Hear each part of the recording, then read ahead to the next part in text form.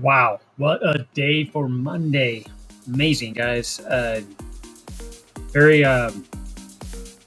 very good information, a very good trade today, very good price action.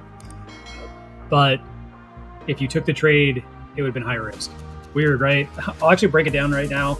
I won't spend a lot of time breaking it down, but I do want to point out some key things. And the reason why I keep showing you what I show you is what happened today. It's frustrating because there wasn't a trade to be able to take. It was not a clear direction.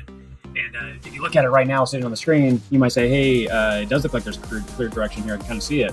But I'll tell you why it did not give us clear direction. So you can see right through here in the early mornings, we marked this out, just like we always do, on 15 minutes. We had the 3 o'clock hour to the 7 o'clock hour. There's our 4-hour window we're going to use to kind of analyze the market and look for the breakout of the trade.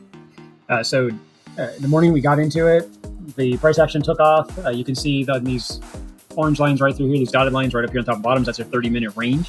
And we came out at the very beginning of the day, and we broke right on down like we were going to start breaking down.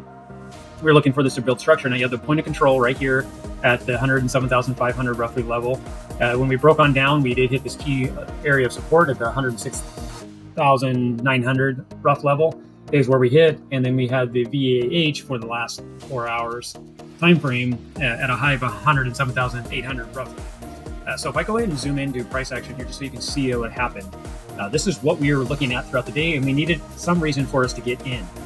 And the reason why I said this is great price action today, because it tells a really good story of why you got to be careful.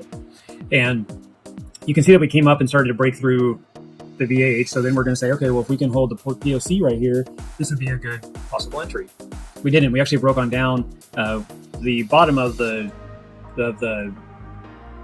area that we were looking for, the main kind of rundown area in this. We were looking for it to break down quite a bit lower, but it didn't. It stopped and started to come back up, which is fine because we got right back above the POC, and then we started to reject in this channel. You can see I drew these orange lines on here for my own analysis for the day because I knew I wanted to see it break out of this core area because it wasn't really creating a strong flag here. You can see it after the fact, but it was constantly creating this kind of a flag, and then we had to move it out. But the key confirmation that you're looking for is volume. And we need to see volume kick in when it runs through a major resistance point. So here it is right here. You can see that it hit the resistance point, came down, hit the resistance point, came down, landed on support, hit the resistance.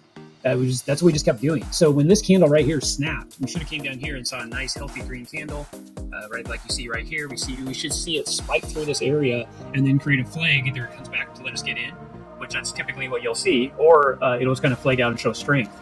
We never saw any of that today. So what that basically means, if you're reading this price action right through here after the spike, is this is kind of when dumb money you'll hear on the market. That's what's stepping in. It's just dumb money stepping in the market. No big confirmation, no big push. Nothing was driving this. It was just a slow bleed up, and this could have easily reversed very quickly and just dropped. Now, if you just look at this price action as it is and don't use any type of indicator, I use volume. So if I don't see the volume spike, it's telling me to stay away because this could easily just start to come back down and stop you out. So technically, as of right now, you'd be thinking that this is probably going to reverse and build key levels underneath the POC, the point of control, and show breakdown. And that's kind of what we were possibly looking for. We obviously got above, we broke out, never backtested, we just kept running when we ran all the way up. And if you were watching price action through here, you can see the energy kicked in right here on this breakout, of which is a rising wedge through all this area, which I'll draw it on here real fast just so you can see the rising wedge. You can see it's just getting tighter, and it's either going to snap down or snap up. Typically, when it breaks out, what it means it's going to do is go for a liquidity grab. It's going to go run for a certain area and take it out. So if you were in this trade, for some reason you got in, when you saw this high energy kick in, this high volume kick in with no other reason for it to come in, it's looking for a key area to take money, and then more than likely you're going to see this roll back over and do a pullback and show structure for us somewhere. That's what I'm waiting for myself at this point. So you may ask, like, how do we know that this is a key structure? Well, if this was the breakout zone, you could draw a pull pattern, right? So it's from the top here to the original breakout down here. We would do it off the breakout of the major support area. And you can see that that's basically the area that it did spike up to. So there's one good indicator. The other thing is, though, you can always go left on the chart. And I'm going to jump out to the 4-hour, and it's either going to take out these core areas. So right here or right here is the two core areas. Well, 108,800, if you go back and look at price action, it was already above that. So this area was already taken. And this is where you could have still seen rejection. But it went ahead and actually went after this area right up here, which was right around a little over at the 110,000. It was actually 110,645 if you're taking that full wick. But it didn't quite, well, what did it actually get up to? We can take a look at it in more detail here. So this wick right here went up to 110,447.3. So technically, it took the money out of this pocket right here, because this was a high of, didn't quite get as high actually. This was a high of 110,683. So it just came underneath that. That means this was a higher high over this high. So this is still higher than this area. So it is that it's so subtle, but that actually is a big deal.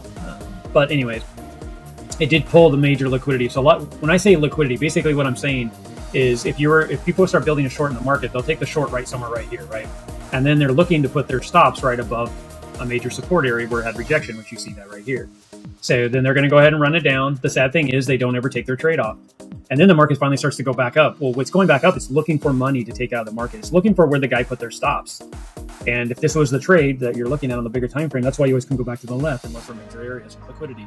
And you can see that that's exactly what we spiked up into on the lower time frames. Like going back into the 15-minute, you can see that we spiked up really hard, and then now we're trading, and we'll have to kind of see how this trades out into the evening. Now, right now it's 6:13. The market's going to close in about 45 minutes. So we have 3 more 15-minute candles to kind of see how we trade out here. Is this going to start to do this kind of flagging and look for us to get in, or is it going to break down? That's where we're going to build our next key levels of support and give us some clarity, because this could be the next run up to like 112 to the higher levels in the market. Or this could break down and actually truly get the back test from the volume spike and give us a better entry tomorrow. So we'll have to get some more clarity on the charts, but I'm excited that this kind of happened this way today. It just depends on how you want to trade. There was a trade here on the breakout, and then you could have said, okay, well, when it breaks above this key area, I'm going to look at getting in, and then put your stop down below the POC. That would have been an entry. Like I said, it would have been a hard one because we didn't really get the volume jump in the market like we'd like to see. But each their own on their trading style. Like my rule is I need to see volume come into the market to convince me that that key area that was resistant is now going to become support. So that's what I've been looking for. So that is about it, guys. I'm glad that we could actually look at this price action together and break this down. And I think it's a huge help to help analyze price action and look for key levels in the chart. We are working on our battle box system. It's called the Battle Box, the Kabroda Battle Box Academy. We're actually going to break into more of this, how you can set up your charts and how to use AI every single day and to read some of this price action that you could have done even minute by minute analysis with AI. And then the other thing is, if you didn't understand volume, that's the other thing we're going to show you how to use AI to help cut your learning curve down so drastic you won't believe it. It takes years of studying the charts to be able to find how to read a lot of the volume and stuff that I point out today. It takes a long time to be able to build that up and learn that. You're using AI today can cut that down so drastically that you only really need to do is learn as you need it and understand it as you need it, which becomes way more impactful because you need it, you use it, and it gets stuck in, compared to you read it, months later you finally put it into action, or you don't understand it and you can't ask anybody how to explain it to you in the mindset that you need to be able to get that changed. So that is what we're creating, is the Kabroda Battle Box Academy, and like I said, it'll be released fairly soon. We're putting finishing touches on the academy right now, and we'll have a community and stuff we'll build as well, so you'll have to ask questions in there. But that is just a little taste of that. Like and subscribe if you want to keep up with everything, because that's where we're going to keep doing these daily recaps, and we'll start to shove everything else with the system on the academy very soon. Thanks, guys. Talk to you later.